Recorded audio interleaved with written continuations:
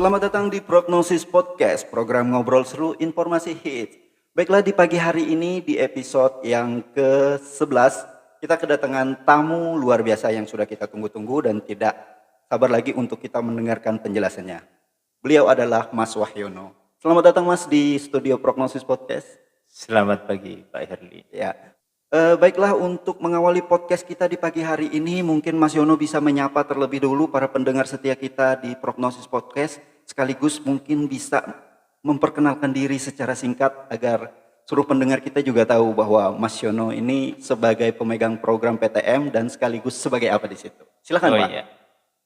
Ya, perkenalkan, nama saya Wahyono. Saya di sini sebagai penanggung jawab PTM. Profesi saya sebagai perawat. Ya, saya bekerja di Puskesmas Permata Kecubung mulai tahun 2015 sampai sekarang. Berarti sudah berapa Mas? 9 tahun ya? Lebih ya, hampir 10 tahun. Hampir 10 tahun, cukup lama ya Pak. Baik, terima kasih Pak Yono. Sebelum kita berbicara lebih jauh, mungkin Pak Yono bisa menjelaskan sedikit mengenai apa sih Pak program PTM itu? Oh iya, program PTM ini adalah program penyakit tidak menular. Dari PTM ini adalah sub dari P2P, pencegahan dan pengendalian penyakit ya. Nah, di situ ada penyakit tidak menular, penyakit penular, dan satunya lagi itu surveillance dan imunisasi ya. Berdasarkan data yang kita miliki di Puskesmas Permata Kecubung ini, angka penderita hipertensi dan DM itu cukup tinggi ya Pak ya. Sebagai seorang koordinator, Pak Yono bisa nggak menganalisis kira-kira apa yang menjadi faktor bahwa kok di tempat kita ini angka hipertensi dan DM-nya tinggi? Ada nggak kaitannya dengan adat istiadat setempat atau budaya setempat? Oh iya. Jadi faktor penyebab penyakit tidak menular di sini ada dua macam ya. Yang pertama itu dari faktor yang bisa dirubah sama faktor yang tidak bisa dirubah. Baik. Nah, faktor yang tidak bisa dirubah dari sini salah satunya adalah meliputi jenis kelamin, umur, sama keturunan. Oh, baik, berarti jenis kelamin itu mempengaruhi penyakit juga ya Pak ya? Oh iya, itu mempengaruhi. Nah, untuk faktor yang bisa dirubah itu mungkin dari lifestyle atau gaya hidup ya? kita. Itu berkaitan dengan biasanya obesitas, terus kurangnya olahraga, tingkat stres yang tinggi, terus biasanya dari pola makan yang tidak teratur. Baik. Oh, karena beberapa penyakit itu memang penyebab utamanya dari makanan ya Pak ya? Dari makanan. Untuk ini sendiri, seperti misalnya di daerah kita ini ada yang namanya kampung definitif, seperti beberapa desa itu, ada nggak faktor budaya setempat yang mempengaruhi dari gaya hidup itu? Oh iya, faktor, kalau di sini kan di desa definitif itu masih ada acara adat begendang. Begendang, ya. Jadi di situ itu kan ada minum-minuman keras, alkohol sama merokok biasanya itu sambil begadang. Nah itu salah satu faktor penyebab juga itu. Baik. Kemarin juga waktu podcast di episode sebelumnya kita menanyakan juga kepada pemegang program TB bahwa kebiasaan seperti itu ternyata berpotensi juga untuk menyebarkan penyakit TB karena mereka itu minum dari gelas yang sama. Terus merokok juga satu rokok yang sama digilir ke teman-temannya. Baik, berarti dalam hal ini secara tidak langsung ada kaitannya mengenai faktor dari budaya tersebut ya. Kalau kita petakan kira-kira desa mana Pak yang paling banyak angka penyakit hipertensinya atau penyakit DM-nya? Nah, untuk desa yang kalau dari data yang kami ada selama ini, desa yang paling banyak itu adalah Desa Natekondang dan Sembikuan. Desa Natekondang dan Sembikuan, SP4 dan SP5 SP4 sama SP5. Tapi kan screening kita itu kan belum jalan 100%. Jadi kita tidak tahu. Oh, jadi ya silakan lanjut Pak. Ya, jadi biasanya itu kan orang kalau sakit baru mereka itu datang kalau ke sini. Kalau di Natekondang sendiri dia banyak itu karena memang di situ memang banyak ditemukan atau memang karena banyak dia datang untuk memeriksakan dirinya? Di samping penderitanya banyak, tingkat kesadaran masyarakatnya itu juga tinggi kalau di desa yang dari Desa Natekondang dan Sembikuan. Berarti bukan berarti juga di desa lain ini sedikit ya, Iya. karena mereka tidak mau memeriksakan dirinya. Baik, itu masalahnya. Jadi untuk desa lainnya saya kira bisa kesadarannya ditingkatkan lagi untuk supaya ikut ke Posbindu misalnya, memeriksakan penyakitnya itu ya Pak. Iya. Sebenarnya kalau dari seperti hipertensi dan DM itu sendiri untuk screening awalnya itu seperti apa Pak? Apa yang harus diperiksakan? Untuk hipertensi sama DM, biasanya itu kita itu kan kalau pas awal kita melakukan screening, itu kita periksa semuanya. Dari gula darah sewaktu, kolesterol, asam urat, sama tensi. Oke, baik. Jadi di situ itu akan ketahuan. Biasanya kalau gula darahnya tinggi atau tensinya tinggi, nanti di bulan berikutnya nanti kita suruh datang lagi untuk memeriksakan. Oke, baik. Jadi pada saat screening awal itu kita cek lengkap di mana ini penyakitnya. Baru berikutnya tindak lanjutnya, oh ini arahnya ke hipertensi, oh ini arahnya ke DM, seperti itu ya Pak. Baik, selain dengan kita ketahui kan adanya Posbindu PTM ya Pak. Nah, di beberapa desa itu kita ada mengenal juga kegiatan Prolanis. Nah, sebenarnya kegiatan Prolanis ini masih bagian dari program PTM itu sendiri atau bagaimana Pak? Iya, kalau program Prolanis itu masih ada kaitan eratnya sama PTM. Jadi di program Prolanis kita itu ada dua klub Prolanis itu. Yang pertama itu klub Prolanis hipertensi, yang kedua itu klub Prolanis diabetes mellitus. DM itu tadi atau penyakit gula mereka menyebutnya ya Pak ya. Ya, jadi tujuan Prolanis dari BPJS itu untuk biar penderita hipertensi sama penderita diabetes mereka itu terkontrol tensi sama gulanya. Jadi untuk mengurangi beban anggaran mereka. Berarti Prolanis itu secara kegiatan masih ada hubungannya dengan program PTM ini ya. Cuma dia dari segi pembiayaan dan lain-lain masih bagian dari kegiatan puskesmas atau ada cabang lainnya ini Pak? Nah, untuk Prolanis ini, untuk pembiayaannya itu langsung dari BPJS Kesehatan. Langsung, baik. Jadi setiap bulan kita itu mengadakan Prolanis, nanti kita mengeklaimkan ke pihak BPJS Kesehatan. Untuk klub Prolanisnya itu sendiri apakah sudah semua desa Pak ada di sini? Nah, untuk sementara ini yang baru dibentuk itu ada di 2 desa, Nate Kondang sama Desa Sembikuan. Itu yang sudah rutin berjalan ya Pak? Mereka untuk, itu sudah rutin. Untuk kegiatannya setiap kapan saja kalau Prolanis itu Pak? Kalau untuk Prolanis itu kami barengkan dengan acara Posbindu PTM ya. Oke, baik. Jadi sekaligus Posbindu, sekaligus Prolanis itu juga ya. Untuk kegiatannya itu kan berarti bersamaan ya, screening PTM-nya jalan juga. Kayak Prolanis itu kan kita ketahui di situ ada semacam senam juga ya Pak ya? Iya. Berarti setiap kegiatan itu satu paket, senam ada di situ juga, pengobatan ada di situ juga, sekaligus penyuluhan dan lain sebagainya begitu ya? Iya. Nah, baik, ini info lagi untuk para pendengar sekalian bahwa di 2 desa yang kita miliki di sini, di Puskesmas Permata Kecubung ada di desa SP4 ya, Nate Kondang dan Sembikuan itu sudah ada klub Prolanisnya. Jadi untuk warga sekitar yang ingin bergabung di kegiatan tersebut, ada syaratnya nggak Pak masuk di Prolanis itu?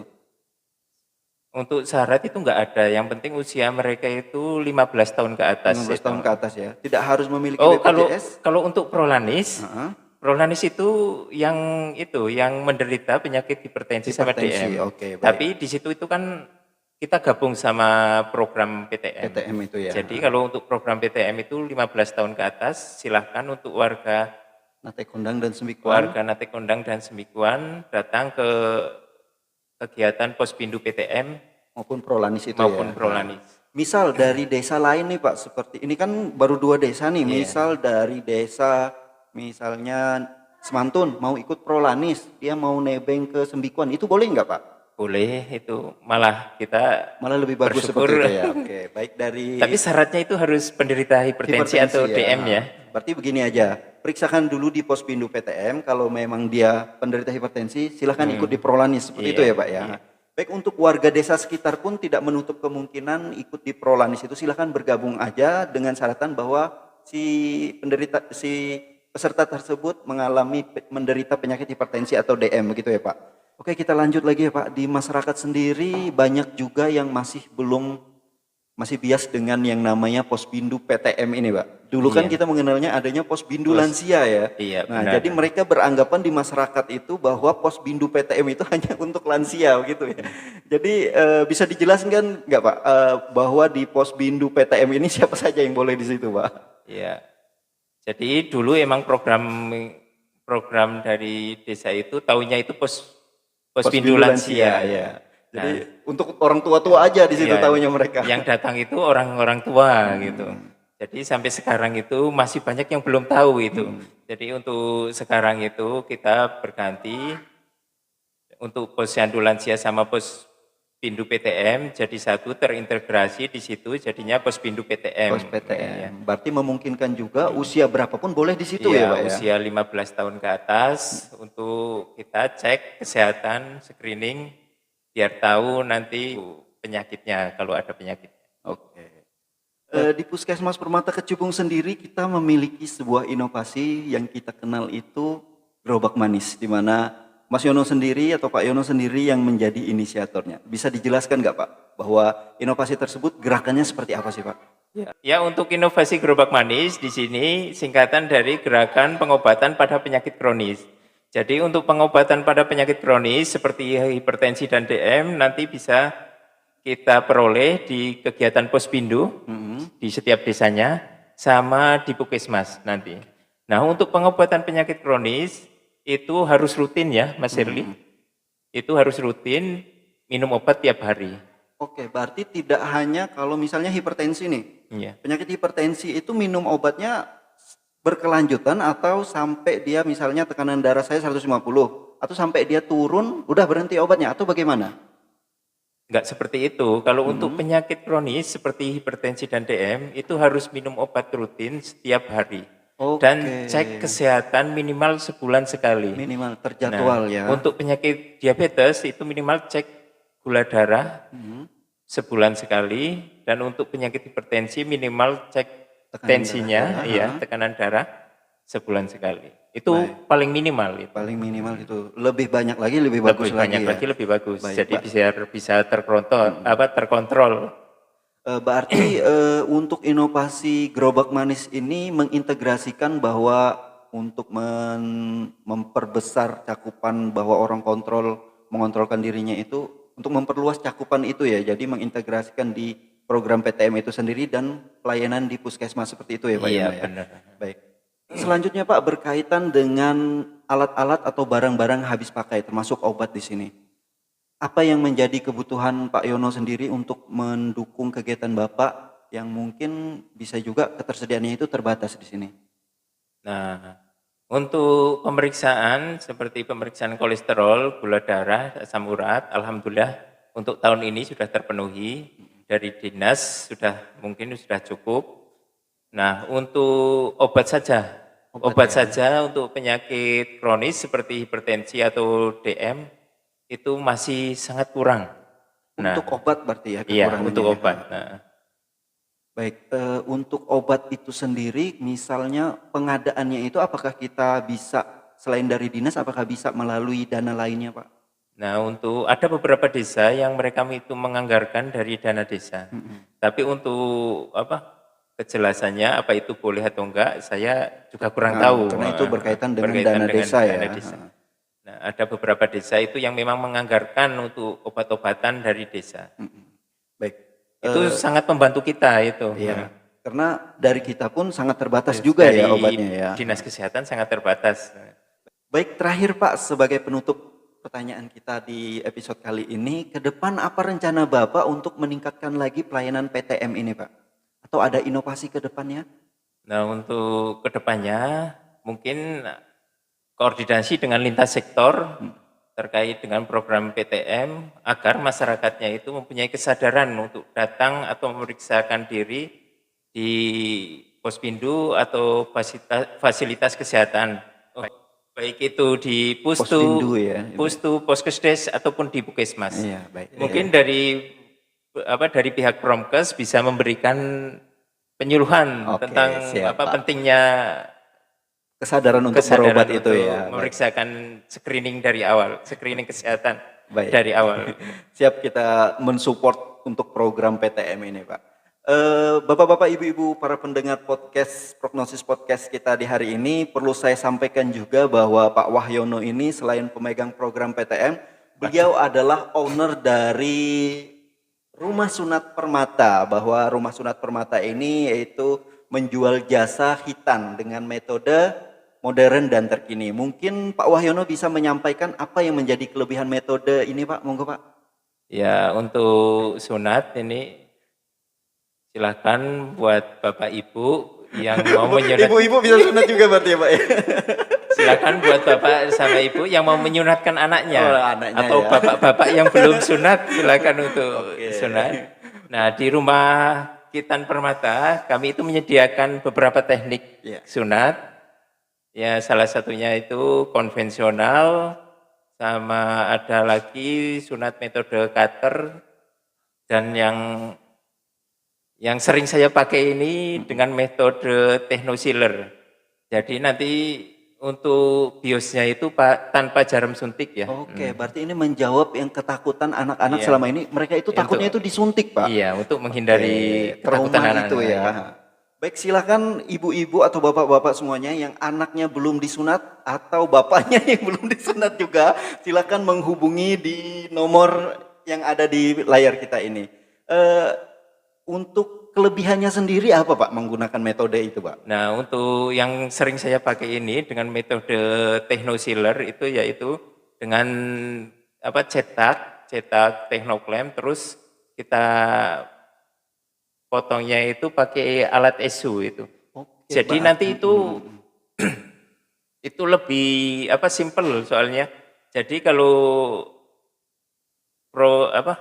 teknik itu nanti kita itu nggak pakai jahit, kita itu langsung kita lem. Kayak klem gitu berarti iya, ya. Kayak metodenya itu pakai technoclamp, kita pasang. Nah, habis itu kita cutting, kita potong pakai alat ESU. Terus habis kita potong, kita lem. Jadi nggak perlu jahit itu. Oke, saya menarik tadi mendengar ada alat yang cuttingnya itu. Berarti itu alat yang digunakan di operasi ruang OK itu ya, Pak ya? Iya, biasanya itu digunakan di ruang-ruang operasi. Baik, itu sudah standar ruang bedah ya, standar bedah sentral seperti itu. Baik, terima kasih Pak Yono. Sekali lagi kami ucapkan terima kasih udah berkunjung di studio kami. Ke depan mungkin Mas Yono bisa meluangkan waktu lagi apabila kami mintai untuk menjadi narasumber. Terima kasih ya Pak Yono ya. Iya, sama-sama. Sekian episode kali ini, sampai ketemu lagi di episode berikutnya. Prognosis Podcast, Perfect Voice and Stay Exist.